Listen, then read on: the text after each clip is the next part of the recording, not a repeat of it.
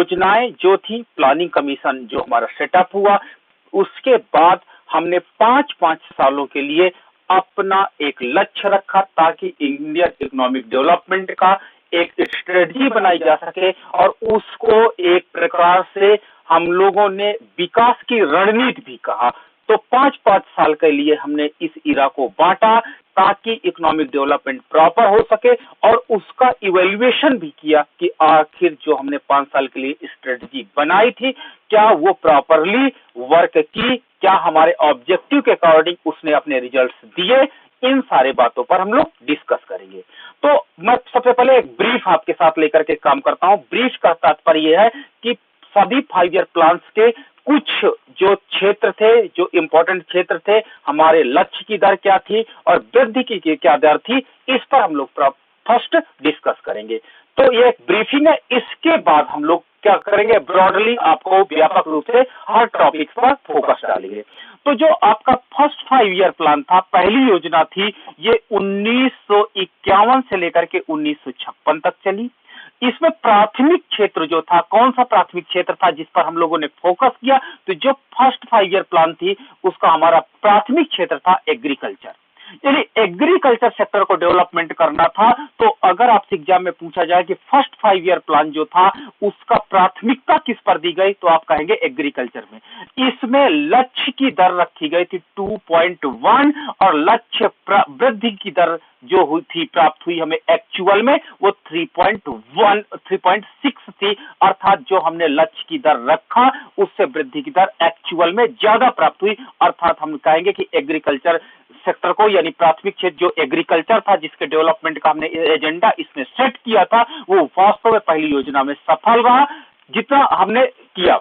दूसरा हमारा सेकंड जो 5 ईयर प्लान था, सेकंड 5 ईयर प्लान आपका स्टार्ट हुआ 1956 से 61 तक और इसको इंडस्ट्रियल सेक्टर का डेवलपमेंट का इसमें एजेंडा रखा गया। देखिए, एग्रीकल्चर से डायरेक्ट हमने अपना एजेंडा चेंज कर दिया और हमने आधारभूत उद्योगों पर इन्वेस्टमेंट करने की बात कही।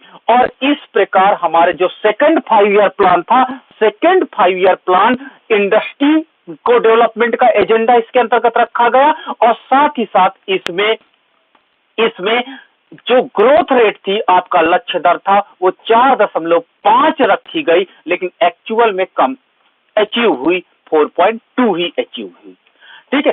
तीसरी जो थर्ड 5 ईयर प्लान थी, थर्ड 5 ईयर प्लान 1961 से 66 के बीच चालू की गई और इसका जो प्राथमिक क्षेत्र था खाद्य उद्योग, अर्थात इसमें इंडस्ट्रियल सेक्टर को और आगे डेवलपमेंट की बात कही गई और इसमें ग्रोथ रेट 5.6 रखी गई और जो वृद्धि दर वास्तव में 2.8 ही हमको अचीव्ड हुई। ठीक है। चौथी पंचवर्षीय योजना जो थी वो 69 से लेकर के 74 तक रही और इसका मुख्य एजेंडा एग्रीकल्चर था फिर से। तो देखिए, प्रथम आपकी फर्स्ट 5 ईयर प्लान और आपका फोर्थ 5 ईयर प्लान जिसका मेन एजेंडा एग्रीकल्चर डेवलपमेंट था और दूसरी और तीसरी का एजेंडा आपका इंडस्ट्रियल सेक्टर के डेवलपमेंट का मेन प्राइमरी था, प्राथमिकता थी। और इसमें हमने जो ग्रोथ रेट का एजेंडा रखा 5.7 रखा और एक्चुअल में हमको जो प्राप्त हुई वो कम हुई, 3.2 हुई। आपके पास जो आपका प्लान था, फिफ्थ प्लान था, वो चली 1974 से 79 तक और इसमें सबसे बड़ा हमारा एजेंडा था पॉवर्टी रिमूवल। हमने गरीबी उन्मूलन का और आर्थिक आत्मनिर्भरता, हमको इकोनॉमिक सेल्फ डिपेंडेंसी की बात इसके अंतर्गत की गई। ठीक है, इकोनॉमिक सेल्फ डिपेंडेंसी की इसके अंतर्गत बात की गई। इसमें हमने ग्रोथ रेट रखा 4.4, अचीव्ड हुआ 5, यानी पहली पंचवर्षीय योजना एंड पांचवी पंचवर्षीय योजना, अभी तक मुझे 2 ऐसी पंचवर्षीय योजना मिली जिसमें जितना हमने लक्ष्य रखा उससे ज्यादा ग्रोथ रेट प्राप्त हुई। एग्जाम में बहुत ही टेक्निकल वर्ड पूछा जाता, कौन सी वो पंचवर्षीय योजना जिसमें हमने लक्ष्य रखा उससे अधिक ग्रोथ रेट अचीव हुई। तो आप अभी तक मैंने 5 डिस्कस किया, तो पहली और पांचवी आगे देखते हैं कौन सी मिलती है। छठा पॉइंट, छठी पंचवर्षीय योजना 1980 से लेकर के 85 के मध्य चालू हुई और इसमें एग्रीकल्चर तथा इंडस्ट्रियल दोनों सेक्टर को हमने एक साथ ग्रोथ करने की बात कही, अर्थात यहां पर बैलेंस ग्रोथ मॉडल की स्ट्रेटजी को हम लोगों ने एक्सेप्ट किया और इसमें ग्रोथ रेट रखी गई 5.2 और अचीव्ड हुई ज्यादा, यानी आपकी 6th 5 ईयर प्लान भी था जिसमें जितना टारगेट हमने रखा था उससे ज्यादा अचीव्ड हुआ। 7th 5 ईयर जो प्लान थी, 7वीं योजना थी, वो 1985 से लेकर के 90 में रखी गई और इसका मुख्य एरिया था अब एनर्जी हो गई, एनर्जी एंड फूड, ठीक है। और यहां पर ग्रोथ रेट रखे गए टारगेट 5, अचीव्ड हुआ 6, यानी 7th प्लान भी हमारा काफी अधिक तक सफल रहा, यानी जितना हमने लक्ष्य रखा उससे ज्यादा हमको ग्रोथ रेट अचीव्ड हुई, ठीक है। आपका 8वां जो 5 ईयर प्लान है, 8th 5 ईयर प्लान, वो 1992 यानी 2 साल के बाद चालू की गई, 1997 में समाप्त हुई। इसका जो टारगेट था मानव स्रोत और शिक्षा यानी ह्यूमन कैपिटल बनाने की बात इसमें यहां पर एजेंडा में रखी गई, मानव और उसकी एजुकेशन यानी ह्यूमन कैपिटल डेवलपमेंट की बात इसमें कही गई और इसमें भी जितना टारगेट हमने रखा उससे ज्यादा 6.6 टारगेट हमको अचीव्ड हुआ, यानी 8वीं 5 ईयर प्लान भी हमको काफी सफल प्राप्त हुई। 9th 5 ईयर प्लान जो थी, 9वीं योजना 1997 से 2002 तक चली। इसमें था सोशल जस्टिस यानी इकोनॉमी में इनइक्वालिटी को समाप्त करना था और सामाजिक न्याय सभी को दिलाना था और ये इसमें जो हमने टारगेट रखा था ग्रोथ रेट 6.5 उससे कम हमको अचीव्ड हुआ, ठीक है। 10th 5 ईयर प्लान जो था, 10वीं योजना, ये 2002 से लेकर के 7 तक चली, 2002 से लेकर के 7 तक चली। इसमें एम्प्लॉयमेंट और एनर्जी हमारा जो प्राथमिकता का क्षेत्र था, इसमें हमने टारगेट रखा 8.1 एंड अचीव्ड हुआ 7.6। आपका 11th 5 ईयर प्लान था, ये 2007 से लेकर के 12 तक चली और इसका उद्देश्य था समावेशी विकास अर्थात इंक्लूसिव ग्रोथ। इंक्लूसिव ग्रोथ का मतलब होता अर्थव्यवस्था के सभी क्षेत्रों को एक साथ विकास, इसके अंतर्गत टारगेट रखा गया और इसमें जो हमने रखा ग्रोथ रेट 8 लेकिन अचीव्ड हुई 7.9। और आपकी लास्ट जो थी 12 5 ईयर प्लान, वो 2012 से 17 इसका रखा और त्वरित विकास, ठीक है। आपका त्वरित विकास इसका एजेंडा रखा गया, टारगेट 8 रखा गया, अचीव्ड भी क्या हुआ 8 हुआ। तो अब देखिए इसके प्रश्न क्या बनते हैं एग्जाम्स में। आपके जो प्रश्न बनते हैं अधिकतर पंचवर्षीय योजना और उसका प्राथमिकता का क्षेत्र पूछा जाता है, तो आपको यह प्राथमिकता का क्षेत्र याद रखना होगा कि हर 5 ईयर प्लान का प्राथमिकता का क्षेत्र क्या था। दूसरा, एग्जाम में बहुत ज्यादा क्वेश्चन परेशान करता कि कौन सी 5 ईयर प्लान है, निम्न में से कौन सी 5 ईयर प्लान नहीं है या है जिसमें हमने जो लक्ष्य की दर रखी थी, विकास की दर रखी थी, ग्रोथ रेट रखा था, उतना अचीव्ड नहीं हुआ या उससे ज्यादा अचीव्ड हुआ। तो आप याद रखना, first 5 year plan, 5th 5 year plan, 6th 5 year plan, आपका 7th 5 year plan and 8th 5 year plan, ये आपके 4 ऐसे 5 ईयर प्लान है जहां पर यानी 4 आपके पंचवर्षीय योजनाएं हैं जिसमें आपका जो ग्रोथ रेट है वो टारगेटेड ग्रोथ रेट से ज्यादा था, यानी बेटर ग्रोथ रेट हमको इसमें मिली, जो हमने टारगेट रखा था उससे ज्यादा अचीव्ड हुई। एक ऐसी 5 ईयर प्लान थी आपकी, एक ऐसी 5 ईयर प्लान थी जिसमें हमने टारगेट रखा उतना ही टारगेट अचीव्ड हुआ, वो आपकी थी 12 5 ईयर प्लान थी जिसपे हमने जितना टारगेट रखा उतना टारगेट हमको अचीव्ड हुआ। तो ये आपका एक खाका है। इसमें से पहला क्वेश्चन एग्जाम्स में आपका जानते हो कि ये 5 ईयर प्लान कब से कब तक चली, ये प्रश्न आपका कॉमन है। दूसरा, प्राथमिकता का क्षेत्र अधिकतर एग्जाम में पूछ लिया जाता है कि बताइए चौथी पंचवर्षीय योजना का प्राथमिकता का क्षेत्र क्या था, या वो कौन सी 2 पंचवर्षीय योजनाएं थी जिसका प्राथमिकता का क्षेत्र एग्रीकल्चर था। तो आप कहोगे 1st एंड 4th ये एग्रीकल्चर बेस्ड था, इनका जो टारगेट था वो एग्रीकल्चर था, ठीक है। एग्रीकल्चर सेक्टर को ये लोग डेवलपमेंट करना चाह रहे थे।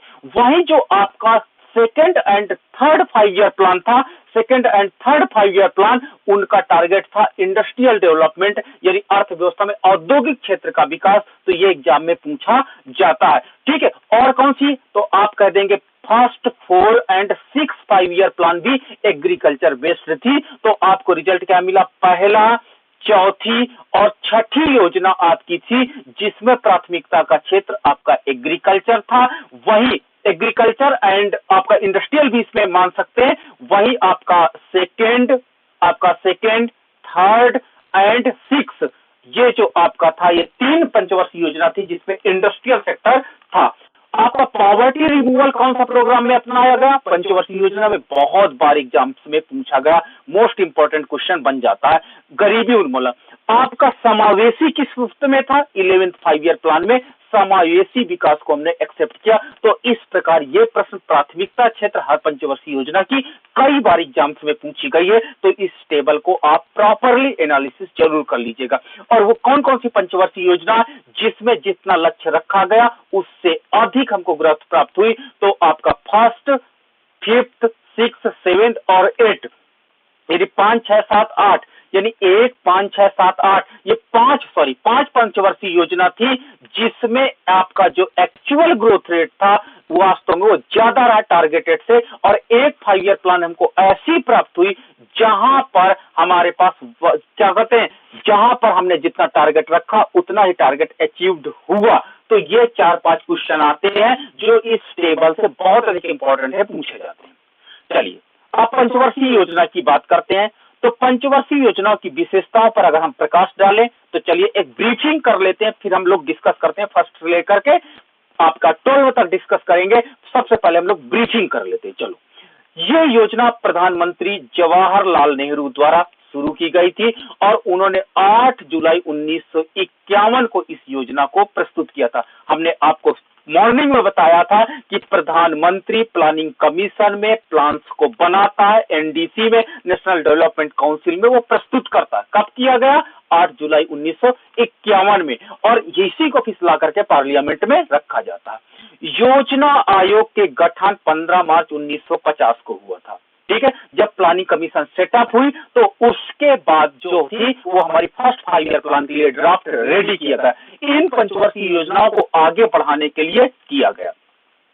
देश के विकास के लिए ये योजनाएं 5 साल तक चलाई जाती हैं, यानी 5 ईयर प्लान इसलिए नाम रखा गया क्योंकि ये योजनाएं 5 साल के लिए ड्राफ्ट की जा रही थी। अगले 5 साल के लिए सरकार द्वारा नई योजनाएं निर्धारित की जाती थी। योजना का मुख्य उद्देश्य यही है कि देश से गरीबी को मिटाना। अगर हम कहें कि what is the main objective of the plannings, ठीक है, प्लानिंग्स का मेन ऑब्जेक्टिव क्या, तो to remove the poverty in the economy, गरीबी को मिटाना, लोगों के लिए एम्प्लॉयमेंट के अवसर को खोजना, सभी को आत्मनिर्भर बनाना, self dependent, economic self dependent, economically अर्थात आर्थिक रूप से आप आत्मनिर्भर बन जाओ और देश का आर्थिक विकास करना, इकोनॉमिक डेवलपमेंट करना, किसका, कंट्री का करना, ताकि अर्थव्यवस्था क्या हो जाए, तेजी से विकास करे। तो ये था आपका ब्रीफिंग जो योजना का उद्देश्य था। देश के आर्थिक स्थिति में सुधार करना और साथ साथ देश में रहने वाले नागरिकों की जीवन शैली में सुधार एवं बदलाव लाना भी उसका उद्देश्य रहा। देश में पंचवर्षीय योजनाएं 13 बार लागू की गई। 12 बार तो आपकी पंचवर्षीय योजना थी और लास्ट बार आपने नीति आयोग का ड्राफ्ट रखा, तो कुछ अर्थशास्त्री इसको 13वीं पंचवर्षीय योजना का भी नाम दे देते हैं। कुछ अर्थशास्त्री, ठीक है, जो नीति आयोग के अंतर्गत ड्राफ्ट लागू किया गया, इसको 13th 5 ईयर प्लान के नाम से भी लोग जानते हैं। तो इसलिए इसे कहा जाता है 13 बार लागू की जा चुकी है। 13वीं पंचवर्षीय योजना नहीं बनाई गई। 12वीं पंचवर्षीय योजना के बाद नीति आयोग ने एक ड्राफ्ट एक्शन प्लान पेश किया जिसमें 15 साल का लॉन्ग टर्म सदस्य प्रलेख विजन डॉक्यूमेंट, जिसको कहते हैं ना विजन, आपने देखा होगा 2020 करके लिखा होगा।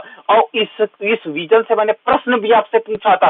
तो विजन डॉक्यूमेंट्स रेडी किया गया और जिसे 7 साल की रणनीति बनाई गई है, अर्थात जो 5 साल की बनती थी, अब इन्होंने नीति आयोग के अंतर्गत 7 ईयर का एक ड्राफ्ट रेडी किया है जिसे विजन डॉक्यूमेंट के नाम से जाना जाता है। अब चलिए डिस्कस करते हैं। ब्रीफिंग हमने कर लिया। फर्स्ट 5 ईयर प्लान, पहली पंचवर्षीय योजना। पहली पंचवर्षीय योजना इट स्टार्टेड फ्रॉम 1951, 1951 से स्टार्ट हुई और 1956 तक ये पंचवर्षीय योजना चली। ये पंचवर्षीय योजना कौन सा मॉडल लेकर चलती थी? हैरड एंड डोमर मॉडल पर आधारित थी। जो ये फर्स्ट 5 ईयर प्लान था वो वास्तव में आपने देखा होगा एग्रीकल्चर बेस्ड इकोनॉमी डेवलपमेंट की बात की गई, लेकिन फिर भी कुछ आधारभूत उद्योगों को भी लगाया गया, लेकिन इसमें फोकस किया गया एग्रीकल्चर सेक्टर को बेसिकली फोकस किया गया। देश में पहली पंचवर्षीय योजना देश के प्रथम प्रधानमंत्री पंडित श्री जवाहरलाल नेहरू द्वारा शुरू की गई थी। ये 8 दिसंबर 1951 को संसद में नेहरू जी द्वारा प्रस्तुत की गई। यानी आपका उसके पहले मैंने डेट आपसे डिस्कस किया था, जुलाई में एनडीसी नेशनल डेवलपमेंट काउंसिल में रखी गई और 8 दिसंबर को ये पार्लियामेंट में रखी गई। पहली पंचवर्षीय योजना देश में रहने वाले सभी नागरिकों के लिए आजादी के बाद एक खुशी की लहर लेकर के आई, क्योंकि ये हमारा खुद का डेवलपमेंट एक ड्राफ्ट था, इसलिए खुशी की लहर होना अमूमन बात थी। इस योजना के अंतर्गत एग्रीकल्चर सेक्टर पर सबसे ज्यादा ध्यान दिया गया, ठीक है, और आकर्षित किया, क्योंकि उस समय देश में अनाज की कमी थी और हमारे यहाँ गरीबी नहीं थी, उस समय देश में भूखमरी थी और भूखमरी से लड़ने के लिए हमको अपना ये ड्राफ्ट एग्रीकल्चर बेस्ड बनाना सो इंपॉर्टेंट हो जाता है। इसके साथ ही साथ देश में हमने बताया आधारभूत उद्योग जैसे बांध, भाखड़ा नागल बांध, एक बार एग्जाम में पूछा गया भाखड़ा नागल बांध किस 5 ईयर प्लान में आया, और हीराकुंड बांध बनाने व सिंचाई को महत्वपूर्ण उद्देश्य से जोड़ा गया। सरकार द्वारा इसका लक्ष्य 2.1 रखा गया, लेकिन इसकी वृद्धि दर इससे के टारगेट से ज्यादा रही, 3.6 रही, जो कृषि विकास हेतु बहुत जरूरी था। और जैसा हमने इस ड्राफ्ट से अनुमान लगाया था उससे बेहतरीन यह ड्राफ्ट फला फूला। ये योजना सबसे सफल योजना साबित हुई, क्योंकि इसकी शुरुआत देश की आजादी के बाद की गई, जो कि देश के लिए एक नई शुरुआत थी। तो देखिए इसमें मेन पॉइंट्स क्या थे? इसमें मेन पॉइंट्स था कि जो फर्स्ट 5 ईयर प्लान था, यहाँ पे एग्जाम में क्वेश्चन बन जाता कि ये किस मॉडल बेस्ड है, किस मॉडल के बेस पर आधारित है, तो आपका यहाँ पर पहला क्वेश्चन बन जाता। फर्स्ट क्वेश्चन आपका हैरड डोमर मॉडल पर आधारित है, पहला क्वेश्चन बन जाता। ये पार्लियामेंट में कब रखी गई, ये दूसरा प्रश्न बन जाता है। सेकेंड प्रश्न आपका पार्लियामेंट में कब रखी गई। तीसरा प्रश्न बन जाता है ये किस बेस्ड था, तो आप कहोगे एग्रीकल्चर बेस्ड था, तो एग्रीकल्चर बेस्ड आपका था, ये थर्ड प्रश्न बन जाता। चौथा प्रश्न बन जाता इसके अंतर्गत कौन कौन से बांध बनाए गए, तो भाखड़ा नागल बांध और हीराकुंड बांध और सिंचाई को बनाया गया। और इसका पांचवा जो इंपॉर्टेंट पॉइंट बन जाता है, सबसे इंपॉर्टेंट, टारगेट कितना था एंड अचीव्ड कितना हुआ, तो वास्तव में 2.1 टारगेट रखा गया था एंड अचीव्ड हुआ 3.6, और ये सबसे सफल योजना थी। तो इस प्रकार इस स्लाइड में आप देखेंगे 5 मोस्ट इंपॉर्टेंट क्वेश्चन आपको प्राप्त होगा। ये एग्जाम्स में 100% पूछे जाते हैं, अगर कोई प्रश्न आता तो आप जरूर याद रखिएगा।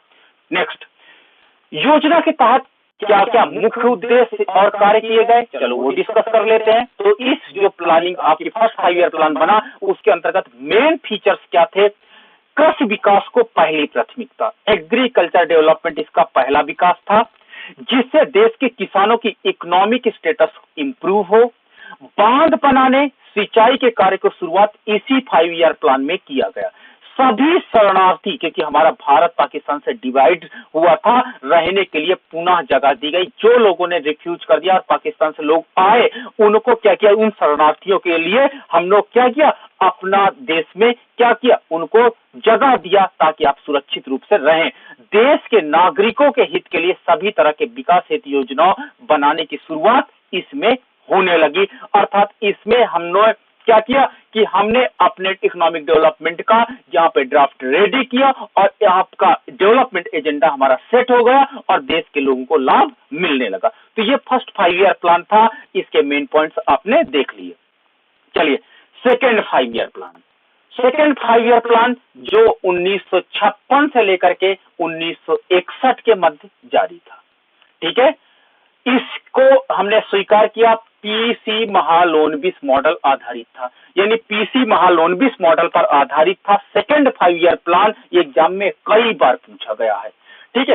पहली पंचवर्षीय योजना का कार्यकाल समाप्त होने के बाद सरकार ने दूसरी पंचवर्षीय योजना की शुरुआत की, जिसका मुख्य उद्देश्य था इंडस्ट्रियल डेवलपमेंट, यानी इसमें औद्योगिक क्षेत्र के विकास का एजेंडा रखा गया। घरेलू उत्पादन से औद्योगिक उत्पाद का विकास इसके प्रमुख कार्य थे।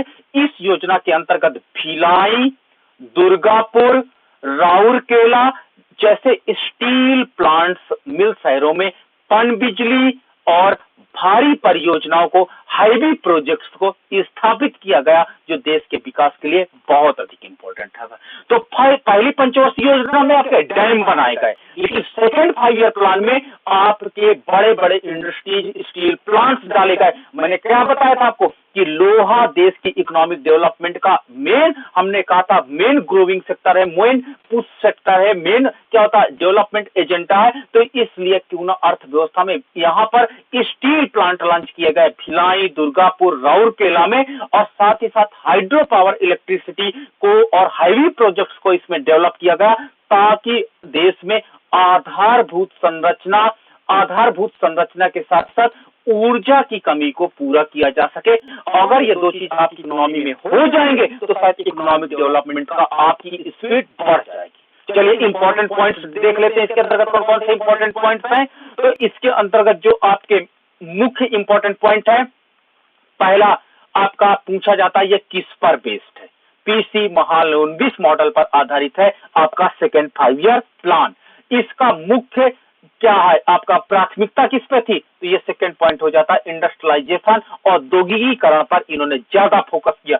तीसरा इंपॉर्टेंट पॉइंट बन जाता इसके अंतर्गत कौन कौन से प्रोजेक्ट रखे गए, भिलाई, दुर्गापुर, राउरकेला, और इसी में एक कंफ्यूज करने वाला भी आपको डाला जाएगा। तो इस पे क्या स्थापित किया गया, तो तीसरा पॉइंट में वो प्लेस नाम पूछ लेंगे, और चौथे पॉइंट के अंतर्गत एग्जाम में पूछ लिया जाता कौन सा प्लांट था, कोयला प्लांट था, लोहा प्लांट था, आपका कौन सा प्लांट था, तो ये एग्जाम में पूछ लिया जाता, that is fourth point. Hydro electric 5 point, आपका ये पांचवा पॉइंट है। पन बिजली के लिए भी सरकार ने इस 5 ईयर प्लान में कदम उठाए, और भारी हाईवे प्रोजेक्ट्स पर काम किया, दैट इज 6 पॉइंट। तो 6 इंपॉर्टेंट पॉइंट्स आप करके निकल करके आते हैं, दैट इज वेरी इंपॉर्टेंट, आपको याद रखना पड़ेगा। इस योजना के तहत मुख्य कार्य क्या थे, व्हाट इज द मुख्य उद्देश्य एंड मुख्य जो आपके कार्य थे क्या थे इस 5 ईयर प्लान के अंतर्गत। तो इस 5 ईयर प्लान के अंतर्गत औद्योगिक उत्पाद का विकास को प्राथमिकता दी गई, यानी आपका इंडस्ट्रियल प्रोडक्ट बनाने की बात कही गई। उद्योग बनाने हेतु योजना तैयार की गई कि हमको इंडस्ट्रियल सेक्टर डेवलपमेंट करना है, इसलिए हम लोगों ने क्या किया, एक प्लान रेडी किया। और सबसे इंपॉर्टेंट बात थी 1957 में छात्रवृत्ति का आरंभ शुरू किया गया। जो आपकी स्कॉलरशिप थी वो यहीं से स्टार्ट की गई, जिससे छात्रों को पढ़ने में सहायता मिल सके।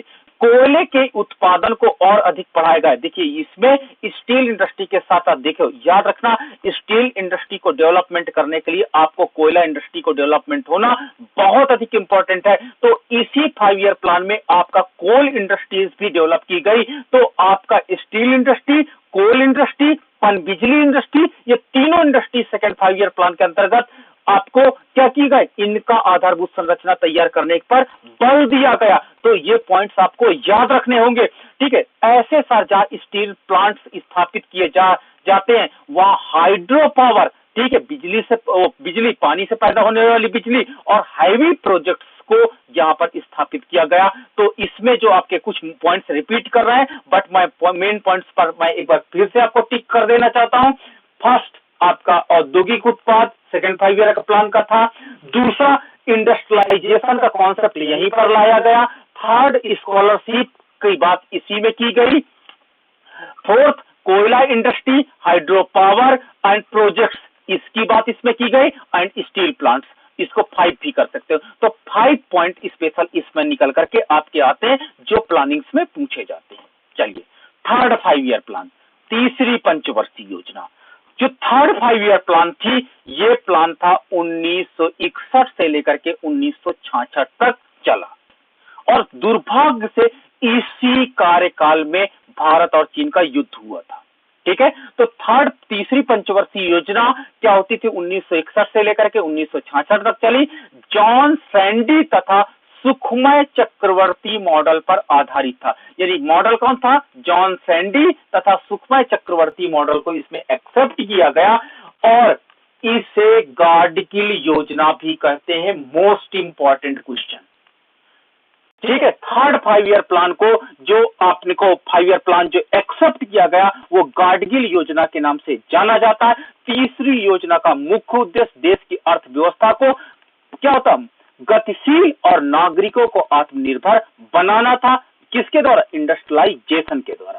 ठीक है, तीसरी पंचवर्षीय योजना के समय 1962 में भारत और चीन के बीच युद्ध हुआ और इसके बाद 1965 में भारत तथा पाकिस्तान के साथ युद्ध हुआ। तो आपसे एग्जाम में एक प्रश्न पूछा जाता, कौन सी ऐसी 5 ईयर प्लान है जिसमें भारत को 2 युद्ध का सामना करना पड़ा, तो आप बोलेंगे थर्ड 5 ईयर प्लान है जिसमें भारत को चीन से अटैक पहले झेलना पड़ा 1962 में और 65 में भारत पाकिस्तान का युद्ध हुआ, जिससे देश की आर्थिक व्यवस्था को बहुत ज्यादा नुकसान हुआ, हैवी लॉस हुआ। इकोनॉमिक को हमारे इकोनॉमिक जो हमारा इकोनॉमिक डेवलपमेंट का एजेंडा था पूरा का पूरा डगमगाया, जिसके कारण इस योजना का उद्देश्य पूरा नहीं हो सका।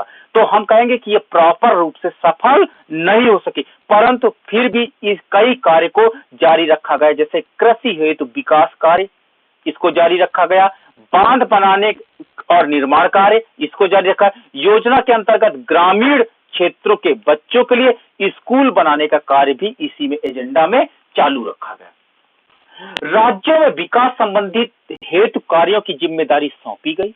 ठीक है, राज्यों को विकास संबंधी हेतु कार्यों की जिम्मेदारी सौंपी गई। हरित क्रांति की शुरुआत इसी योजना के समय हुई। आपसे एग्जाम में पूछा जाता कि हरित क्रांति किस 5 ईयर प्लान में स्टार्ट हुई, तो आप बोलेंगे थर्ड। सरकार द्वारा इसका लक्ष्य 5.6 रखा गया, लेकिन इसकी वृद्धि दर क्योंकि अटैक था ड्यू टू वार होने के कारण इसका अचीवमेंट 50% से भी कम रहा, बहुत कम अचीवमेंट हुआ। तो चलिए इंपॉर्टेंट पॉइंट, सबसे पहले थर्ड 5 ईयर प्लान आपका कौन सा मॉडल एक्सेप्ट किया गया, तो कौन सा मॉडल एक्सेप्ट किया गया, तो आपको हम बता दें कि इसके अंतर्गत हमने क्या किया, जॉन सैंडी तथा सुखमय चक्रवर्ती मॉडल को क्या किया गया, स्वीकार किया गया। तो सुखमय चक्रवर्ती और John Sandy model, first important point. इसे गॉडगिल योजना कहते हैं, मोस्ट इंपॉर्टेंट पॉइंट। गॉडगिल योजना के नाम से कौन सी 5 ईयर प्लान जानी जाती है, तो आपको ये इंपॉर्टेंट पॉइंट हो जाता है। ठीक है, आपका तीसरा इंपॉर्टेंट पॉइंट बन जाता है कि भारत में कौन कौन से अटैक हुए, तो पहला 1962 और दूसरा 1965 भारत और पाकिस्तान का। ठीक है, और इसका क्या हुआ, अर्थव्यवस्था में कौन से ऐसे कार्य थे जो इन अटैक के बावजूद भी चालू रखे गए, तो कृषि हेतु विकास कार्य, बांध बनाने का कार्य, योजना के अंतर्गत ग्रामीण, और सबसे इंपॉर्टेंट था स्कूली बच्चों के लिए स्कूल बनाने का कार्य इस 5 ईयर प्लान के अंतर्गत जारी रखा गया। Due to attack, due to war, फिर भी ये लोगों ने चालू रखा। और 5 इंपॉर्टेंट पॉइंट है इसके अंतर्गत हरित क्रांति, जो 5वां पॉइंट इंपॉर्टेंट पॉइंट है, हरित क्रांति की शुरुआत इसी में की गई। तो ये आपके 5 इंपॉर्टेंट पॉइंट्स निकल करके सामने आए इस स्लाइड से। इस योजना के तहत किए गए मुख्य उद्देश्य एवं कार्य क्या थे, तो कृषि और गेहूं के उत्पादन कार्य को बढ़ावा देना आपका हरित क्रांति लागू था। और हरित क्रांति में पूछा जाता है कि इकोनॉमी में हरित क्रांति, ग्रीन रेवोल्यूशन, वो किस संदर्भ में सबसे ज्यादा सफल रही, तो आप क्या कहते हो, आंसर आपका होता गेहूं और चावल के संदर्भ में। गेहूं और चावल के संदर्भ में हरित क्रांति सबसे ज्यादा सफल रही। ठीक है, तो आपका हरित क्रांति पर हम लोग बाद में डिस्कस करेंगे। उत्पादन के कार्य को बढ़ावा देना था, ग्रामीण क्षेत्रों में बच्चों की शिक्षा देने के लिए स्कूलों की व्यवस्था करना। ठीक है, बांध व सिंचाई का कार्य जारी रहा, क्योंकि बांध एक दिन में नहीं बनते, उनको टाइम लगता था, इसलिए जो बांध और सिंचाई के कार्य प्रोजेक्ट हमारे नए बनाए जा रहे थे उनको कंटिन्यू रखा गया। सीमेंट और केमिकल फर्टिलाइजर का उत्पादन किया गया, जो इसमें एक और अधिक पार्ट जोड़ा गया, यानी सीमेंट का उत्पादन और केमिकल फर्टिलाइजर, जिसको आप यूरिया या डीएपी के नाम से जानते हो, इनका प्रोडक्शन किया गया ताकि एग्रीकल्चर प्रोडक्टिविटी को बढ़ाया जा सके। आपने ग्रीन रिवोल्यूशन के अंतर्गत पढ़ा होगा कि ग्रीन रिवोल्यूशन के अंतर्गत 5 आगतों के माध्यम से आपका सिंचाई तकनीकी, ठीक है, एचवाईवी सीड्स, कीटनाशक दवाएं, ठीक है, इनके माध्यम से, और आपका कीटनाशक दवाएं, हाँ, और आपका खाद, आधुनिक खाद, ठीक है, ये 5 तक चीजों की सहायता से 5 फसलों का उत्पादन तेजी से बढ़ाया गया। नॉर्मन बोरलॉग और आपका एम स्वामीनाथन ने इसे चालू किया गया था। तो केमिकल फर्टिलाइजर वास्तव में ग्रीन रिवोल्यूशन का मुख्य पार्ट था, इसलिए यहां पर इसके उत्पादन की बात कही गई। पंजाब में अधिक मात्रा में गेहूं का उत्पादन इसी कार्यकाल में शुरू हुआ, क्योंकि जो हरित क्रांति थी वो क्या हुआ, पंजाब और हरियाणा के लिए वरदान साबित हो गई और इन्होंने क्या किया, टेक्नोलॉजी को स्वीकार किया। और महत्वपूर्ण जानकारी इसके अंतर्गत, वेरी इंपॉर्टेंट जो पॉइंट्स आपके आ जाते हैं, जो आपके मन में चलते हैं, बट इसका डिस्कशन मैं आपको आगे और करूंगा, मतलब एक लेक्चर और मेरा रखेगा, लेकिन फिर भी आप इंपॉर्टेंट पॉइंट्स को आप देख लो। आपको हम ये भी बता देते हैं कि तीसरी योजना का कार्यकाल समाप्त होने के बाद 1967 से लेकर के 1969 तक कोई भी नई पंचवर्षीय योजना सरकार द्वारा नहीं बनाई गई, जिसे प्लान हॉलिडे के नाम पर भी जाना जाता है। ठीक है, ओके। आपका है फोर्थ पॉइंट, चौथा point, fourth 5 year plan. Fourth 5 year plan जो हम लोग डिस्कस करने जा रहे हैं, चौथी पंचवर्षीय योजना, ये जब आपका प्लान हॉलिडे रहा तो उस प्लान हॉलिडे के बाद इसे पुनः चालू किया गया 1969 से 1974 के मध्य। 1974 के मध्य इसे पुनः जारी रखा गया। इसको जारी करने का श्रेय अशोक रुद्र एएस मन्ने मॉडल पर आधारित था। तो आपसे एग्जाम में पूछा जाता, फोर्थ 5 ईयर प्लान किस मॉडल पर आधारित है, तो अशोक रुद्र, यानी पहला एक ऐसा मॉडल था जो भारतीय मॉडल था और हमने 5 ईयर प्लान में एक्सेप्ट किया। ठीक है, चौथी पंचवर्षीय योजना के समय हमारे देश की, भारत की पहली महिला प्रधानमंत्री आपकी कौन थी, श्रीमती इंदिरा गांधी जी बनी। ठीक है, जिसके बाद पंचवर्षीय योजना का नेतृत्व इंदिरा गांधी ने संभाला। इंदिरा गांधी जी की सरकार ने देश में 14 भारतीय बैंकों का राष्ट्रीयकरण किया। आपको मैंने बताया था कि इंदिरा गांधी जी ने जब देखा कि एग्रीकल्चर सेक्टर के लिए फाइनेंस अवेलेबल नहीं हो रहा और अदर सेक्टर के लिए भी प्राइवेट बैंक नहीं इंटरेस्टेड है, तो 14 बैंकों को नेशनलाइज कर दिया गया, राष्ट्रीयकृत किया गया। और इसके अलावा 1971 में हो रहे चुनाव के दौरान उन्होंने गरीबी हटाओ का नारा भी दिया था। आपका प्रश्न पूछा गया एग्जाम उसमें। ठीक है, आपको मैंने प्रश्न पूछा था कि गरीबी हटाओ का नारा किस 5 ईयर प्लान में दिया गया था। इस योजना की प्लानिंग योजना आयोग के उपाध्यक्ष डीपी गॉडगिल ने तैयार की। हरित क्रांति की शुरुआत से कृषि उत्पादन हेतु कार्य किए गए। सरकार द्वारा इसका लक्ष्य 5.7 रखा और इसकी वृद्धि दर मात्र 3.3 हुई। यह पंचवर्षीय योजना असफल रही। ठीक है, तो इसका जो आपका ब्रीफिंग था मैंने बताया, इंपॉर्टेंट पॉइंट्स आपका, फर्स्ट इंपॉर्टेंट पॉइंट्स जब आपका हो जाता है इसके अंतर्गत, ये कौन से मॉडल पर आता है, तो आप बताएंगे फोर्थ 5 ईयर प्लान भारतीय अर्थशास्त्रियों द्वारा अशोक रुद्र एएस मन्ने मॉडल पर आधारित था। और दूसरा इंपॉर्टेंट पॉइंट था, इस समय जो हमारे पास थे वो 14 भारतीय बैंकों का राष्ट्रीयकरण चतुर्थ 5 ईयर प्लान के अंतर्गत किया गया। इसके अलावा जो हमारे यहाँ पे चुनाव हो रहे थे 1971 के चुनाव में, तो थर्ड पॉइंट होता है गरीबी हटाओ का नारा कब दिया गया, तो आप बताएंगे गरीबी हटाओ का नारा फोर्थ 5 ईयर प्लान के अंतर्गत दिया गया। इस योजना की प्लानिंग योजना आयोग के उपाध्यक्ष डीपी गॉडगिल ने तैयार किया था। तो ये कभी कभी पूछा गया, बट 4 इंपॉर्टेंट पॉइंट हो जाता है। और 5 पॉइंट आपका हो जाता है अगर आप ये कहो कि ये असफल रही। क्यों? क्योंकि इसकी ग्रोथ रेट 5.7 रखी गई और अचीव्ड हुई ओनली 3.3% ही अचीव्ड हुई। चलिए, इस योजना के अंतर्गत मुख्य कार्य, उद्देश्य एवं कार्य क्या थे? दृढ़ता के साथ देश के आर्थिक विकास की योजना को प्राथमिकता दी गई ताकि इकोनॉमिक डेवलपमेंट दृढ़ता के साथ हो, प्रॉपर हो और हम लोग अचीव करें अपने टारगेट को, ये इसकी प्राथमिकता थी। इसमें सबसे इंपॉर्टेंट पॉइंट था जो आपकी इसरो है, इसरो की स्थापना इसी 5 ईयर प्लान के अंतर्गत की गई थी।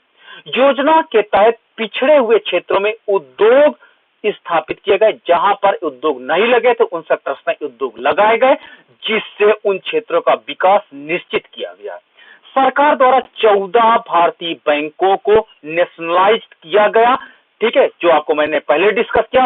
और सार्वजनिक वितरण प्रणाली जो पीडीएस है, जो कि भारतीय खाद्य सुरक्षा प्रणाली है, उसका गठन भी इसी कार्यकाल में किया गया। तो इंपॉर्टेंट पॉइंट्स आपका क्या नजर आए? सबसे इंपॉर्टेंट पॉइंट है फर्स्ट, इसरो की स्थापना इस 5 ईयर प्लान यानी 4th 5 ईयर प्लान के अंतर्गत की गई। सेकंड आपका क्या हुआ कि आपका नेशनलाइज किए गए बैंक। थर्ड इंपॉर्टेंट है राशन की दुकानें जो सार्वजनिक वितरण प्रणाली सिस्टम है, पीडीएस सिस्टम है, इस सिस्टम को इसी में स्टार्ट किया गया था। तो एग्जाम में ये आपका पहला और तीसरा मोस्ट इंपॉर्टेंट बन जाता है प्रश्न, आप याद रखिएगा।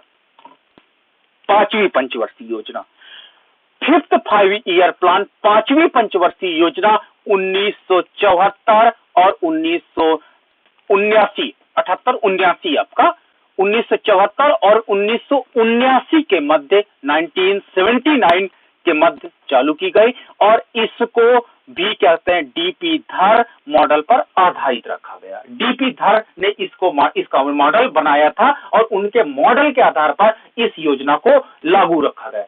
इस योजना के अंतर्गत कृषि विकास पर ज्यादा जोर दिया गया। देखिए 5वीं पंचवर्षीय योजना थी, फिर से हमने एग्रीकल्चर सेक्टर पर फोकस कर दिया, जिसके बाद उद्योग निर्माण हेतु इस योजना की दूसरी प्राथमिकता मांगी गई, यानी इंडस्ट्री को डेवलपमेंट करना था, लेकिन फर्स्ट फोकस हमारा क्या था? आपका agriculture development and industrial sector development, अर्थात बैलेंस ग्रोथ मॉडल को हम लोगों ने एक्सेप्ट किया। ग्रामीण बैंकों का निर्माण किया गया। इसके अंतर्गत सबसे पहले आप देखिए रीजनल रूरल बैंकों को इसके अंतर्गत डेवलप किया गया ताकि एग्रीकल्चर फाइनेंस की सुविधा यहां से आपको उपलब्ध हो सके। इस योजना के तहत गरीबी को समाप्त करना मेन एजेंडा था। टू रिमूव द पॉवर्टी, नए रोजगार का सृजन करना और देश में न्याय की नींव को आगे बढ़ाना, यानी सोशल इक्वलिटी, सोशल जस्टिस को क्या करना? प्रोवाइड करना, इसका लक्ष्य था। 1978 में न्यूली इलेक्टेड मोरारजी देसाई जी, जो कि जनता पार्टी से भारत के चौथे प्रधानमंत्री बने, उनके द्वारा यह योजना अस्वीकार कर दी गई।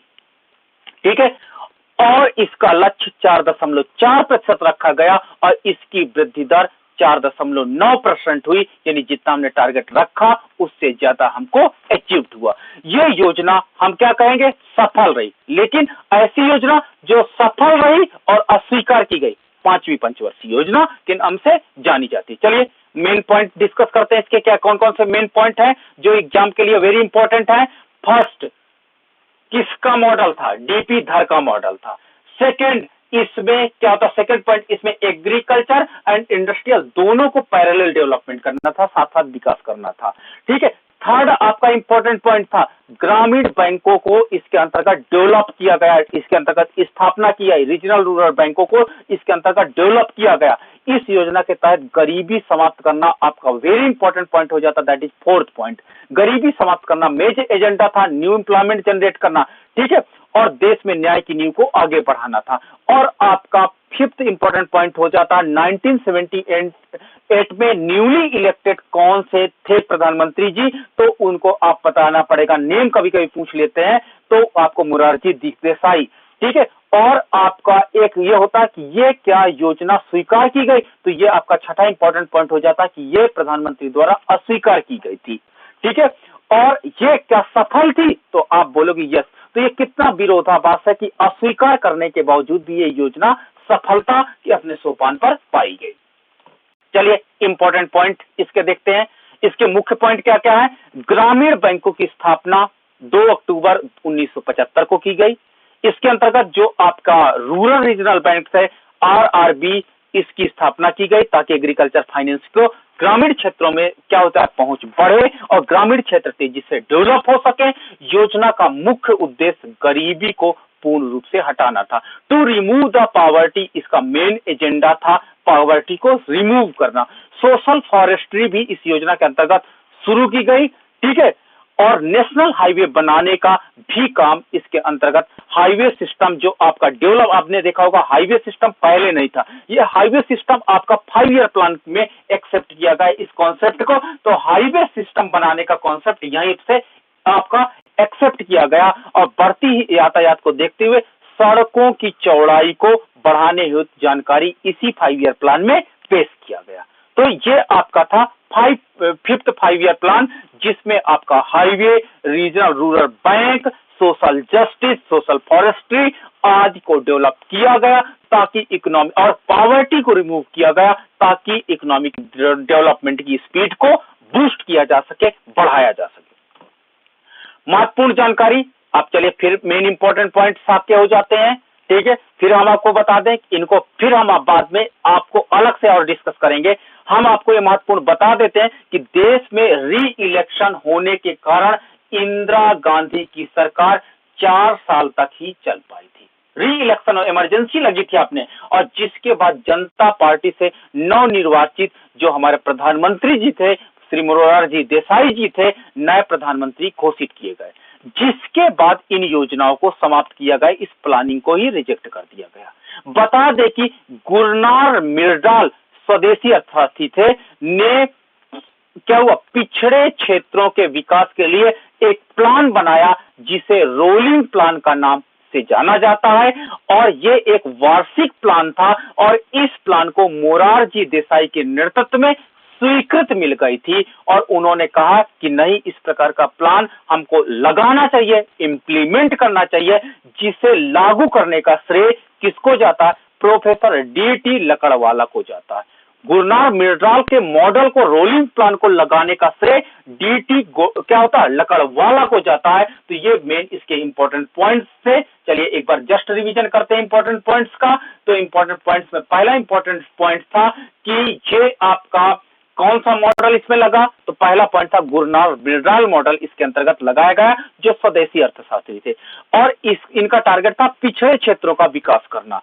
इनके जो मॉडल था उसका सेकंड इंपॉर्टेंट पॉइंट है, उसका कहा जाता है रोलिंग प्लान के नाम से नाम इसके दिया गया। ये आपका एनुअल प्लान था। मैंने बताया रोलिंग प्लान कई प्रकार का होता है, बट ये एनुअल प्लान था, और इसको मोरारजी देसाई प्रधानमंत्री जी ने खुद इंटरेस्ट दिखाया और इसको स्वीकृत दिया, और इसको लगाने का श्रेय जो आपका थर्ड इंपॉर्टेंट पॉइंट हो जाता है, प्रोफेसर डी.टी. लकड़वाला को जाता है। तो ये आपके इसका इस पॉइंट का इंपॉर्टेंट टॉपिक्स हो जाते हैं। आपका 6 5 ईयर प्लान, 6 5 ईयर प्लान की बात करते हैं तो 1980 से लेकर के 1985 तक ये 6वीं पंचवर्षीय योजना लागू की गई, चलाई गई। इस योजना का मुख्य उद्देश्य देश के आर्थिक विकास, इकोनॉमिक डेवलपमेंट और गरीबी को समाप्त करना था। इस योजना के दौरान इंदिरा गांधी फिर से प्रधानमंत्री बनी। फिर से प्रधानमंत्री जब दोबारा बनी तो इस बार योजना को 2 बार तैयार किया गया था। तो आपसे एग्जाम में पूछा जाता है कि कौन सा 5 ईयर प्लान था जो 2 टाइम्स रेडी किया गया। पहली बार जनता पार्टी ने द्वारा 1978 to 83 के कार्यकाल है, जिसे हम लोग अनवरत योजना के नाम से, रोलिंग प्लान के नाम से जानते हैं, परंतु 1980 में इंदिरा गांधी की सरकार ने इसे समाप्त कर दिया और 6ठी पंचवर्षीय योजना बनाया। तो देखिए, जो आपका रोलिंग प्लान बना था वो 1978 से 83 के लिए बना था, और जिसको क्या हुआ, तो एक बार तो बना रोलिंग प्लान के नाम से और दूसरा बना आपका प्लानिंग के नाम से, 6 प्लानिंग के नाम पे। तो देखिए 1980 में इसको ब्रेक डाउन किया गया और इंदिरा गांधी जी ने फिर से इसे लागू कर दिया, और इस प्रकार 6ठी योजना का फिर से पुनः आरंभ किया गया। ये योजना काफी सफल रही, ठीक है, और इसका लक्ष्य 5.2 रखा गया और अचीव्ड हुई 5.7 अचीव्ड हुई। इस योजना के तहत किए गए मुख्य उद्देश्य एवं कार्य क्या क्या है, तो इसके अंतर्गत सबसे इंपॉर्टेंट कार्य हुआ नाबार्ड की स्थापना। 1982 में नाबार्ड स्थापित किया गया। वास्तव में एक प्रकार से एग्रीकल्चर या रूरल सेक्टर के लिए, जैसे रिजर्व बैंक ऑफ इंडिया पूरे इकोनॉमी के लिए होता, उसी प्रकार रिजर्व आपका रूरल सेक्टर के डेवलपमेंट के लिए और बैंकिंग फाइनेंस, रूरल सेक्टर के बैंकों के फाइनेंस प्रदान करने के लिए national agriculture bank for rural development के लिए बैंक की स्थापना की गई। इस योजना के दौरान हुई नागरिकों को रोजगार प्राप्त करने पर जोर दिया गया ताकि एम्प्लॉयमेंट तेजी से प्राप्त कर सके। आर्थिक विकास, इकोनॉमिक डेवलपमेंट और गरीबी को खत्म करना इसकी प्राथमिकता थी। देश में इकोनॉमिक लिबरलाइजेशन की शुरुआत, आपसे मैंने बताया था कि एलपीजी की शुरुआत आपका 80 के दशक से ही प्रारंभ हो गई थी, भले उसे 1991 में क्या हुआ, हमने एक ड्राफ्ट रेडी करके लागू किया, लेकिन अगर आपसे पूछा जाए कि एलपीजी की शुरुआत कहां से हुआ, इकोनॉमिक लिबरलाइजेशन कहां से हुआ, तो आप बताएंगे 80 के दशक में, और आपका 80 के दशक में 1980 में इसे लागू किया गया था, और पहली बार फैमिली प्लानिंग की शुरुआत भी यहीं से आपको इसका डेटा मिलता है, इसके आंकड़े यहां से मिलते हैं। तो इंपॉर्टेंट फैक्ट्स क्या हो गए, पहला नाबार्ड की स्थापना, दूसरा आपका आर्थिक विकास एवं गरीबी को समाप्त करना, तीसरा इकोनॉमिक लिबरलाइजेशन की बात की गई, और चौथा आपका फैमिली प्लानिंग की बात भी यहीं से हमको प्राप्त होती है। 7th 5 ईयर प्लान, 7वीं पंचवर्षीय योजना, जो 1985 से लेकर के 1990 तक चली। 1985 से लेकर के 1990 तक चली इस योजना का मुख्य उद्देश्य आर्थिक उत्पादकता को बढ़ाना था, टू इंप्रूव द प्रोडक्टिविटी को इंप्रूव करना इसका टारगेट रखा गया। ठीक है, अनाज के उत्पादन को और अधिक मात्रा में बढ़ाना, क्योंकि देश में अब गहन खेती होने लगी थी। गहन खेती का मतलब हम लोगों ने खेतों की उत्पादकता बढ़ाना था, और देश के नागरिकों के लिए नए रोजगार के अवसर प्रदान कराना था। तो एम्प्लॉयमेंट एंड प्रोडक्टिविटी दोनों इसके अंतर्गत टारगेट लिए गए। और क्या होता है, सामाजिक सेवा लोगों तक पहुंचाना, क्षेत्रों का विकास हेतु कार्य करना, इसका लक्ष्य 5% रखा गया, और इसकी वृद्धि 6% हुई, अर्थात जितने हमने टारगेट रखा उससे ज्यादा मिला। 7वीं पंचवर्षीय योजना के अंतर्गत 3 योजनाएं इंदिरा गांधी सरकार द्वारा लागू की गई। ये योजनाएं इनमें है जो इंदिरा गांधी ने लागू किया, जो वास्तव में इकोनॉमी के लिए काफी मील का पत्थर साबित हुआ, और इन योजनाओं ने अर्थव्यवस्था की दशा तथा दिशा भी परिवर्तित किया। वो थी इंदिरा आवास योजना, जिसके के अंतर्गत सभी को आवास प्रदान किया जाए। ठीक है, 1985-86 में से लागू किया गया। जवाहर रोजगार योजना, इसके अंतर्गत रोजगार प्रदान करना था, 1989 में से लागू किया। और नेहरू रोजगार योजना, जिसे 1989 में इसे भी लागू किया गया। तो ये पेमेंट 3 प्रोग्राम्स थे जो इंदिरा गांधी की सरकार ने लागू किया, और इकोनॉमिक डेवलपमेंट की स्पीड बढ़ाने का टारगेट रखा गया। चलिए, इस योजना के अंतर्गत मुख्य उद्देश्य क्या थे, जो आपके मेन ऑब्जेक्टिव्स क्या थे और कार्य क्या थे। रोजगार के नए अवसर प्रदान करना, किसके लिए, एम्प्लॉयमेंट के। योजना के अंतर्गत भोजन, काम और उत्पादन का नारा दिया गया। ठीक है, आपको भोजन, काम और उत्पादन, ये 3 चीज पढ़े, ये इसमें सबसे पहले इसके अंतर्गत ये हम लोगों ने स्वीकार किया। ग्रामीणों का विकास हेतु कार्य करवाए गए, अर्थात रूरल सेक्टर के जो ग्रामीण लोग थे उनको डेवलपमेंट के लिए कार्य करवाए गए। सामाजिक सेवा लोगों तक पहुंच, जो हम लोग सोशल सर्विस कर रहे हैं उनको लोगों तक उनकी पहुंच बढ़ाई जाए। अर्थव्यवस्था को और अधिक मजबूत बनाने का कार्य जारी रखा गया। नई नीति और कार्यक्रम पर इसमें जोर दिया गया कि हम लोगों ने नए कार्यक्रम क्या किए, इसके अंतर्गत स्वीकार कर लिए। तो इस प्रकार जो आपका ये 5 ईयर प्लान था, इसमें वास्तव में कुछ नए तथ्यों को लेकर के हम लोग आगे बढ़े। अब महत्वपूर्ण जानकारी, इंपॉर्टेंट पॉइंट्स, फिर से आ गया आपका इंपॉर्टेंट पॉइंट्स। क्या इंपॉर्टेंट पॉइंट्स हैं, चलिए देख लेते हैं। देश में केंद्र सरकार की अस्थिरता के कारण 8वीं पंचवर्षीय योजना समय से शुरू नहीं हो सकी। आपका जो पॉलिटिकल क्या होता, अनस्टेबिलिटी के कारण क्या हुआ, जिसके कारण 2 वार्षिक योजनाएं लागू की गई, 2 एनुअल आपका रोलिंग प्लान्स लागू किए गए। ये योजनाएं 1990-91 और 1991-92 2 वर्ष तक चली। 1990 में सिडबी, ठीक है, आपने याद रखिएगा, स्मॉल जो आपका लघु एवं कुटीर उद्योगों के लिए जो फंडिंग करता, small industries development bank of India की स्थापना इसी में हुई। और 1991 में आर्थिक सुधार हेतु घोषणा की गई। इस योजना की समाप्ति के बाद 8वीं पंचवर्षीय योजना का आरंभ हुआ। तो इस प्रकार जो हमारा था, देश में हमने लघु एवं कुटीर उद्योगों के डेवलपमेंट के लिए सिडबी की स्थापना इसी कार्यकाल यानी 1990 में कर लिया, और जिसके परिणाम स्वरूप देश में इकोनॉमिक डेवलपमेंट की स्पीड को बूस्टअप हमारा करना टारगेट था। तो मैंने ये इरा आपको समझाया। अभी कौन सा इरा, 1950 से लेकर के 1990 तक का भारत मैंने प्लानिंग के माध्यम से आपको समझाया, ठीक है, और इसके मेन पॉइंट्स आपके साथ डिस्कस किए, ठीक है, और इसके आगे के पॉइंट्स हम अगले लेक्चर में समाहित करेंगे। तो ये पॉइंट्स आपके जो मेन पॉइंट्स थे, ये आज तक के जो प्लानिंग है इसमें और भी मेन पॉइंट्स था, लेकिन मेरे हिसाब से जो मेन पॉइंट्स लगे उनको हमने आपको साथ डिस्कस किया। अब आपका प्रश्न उत्तर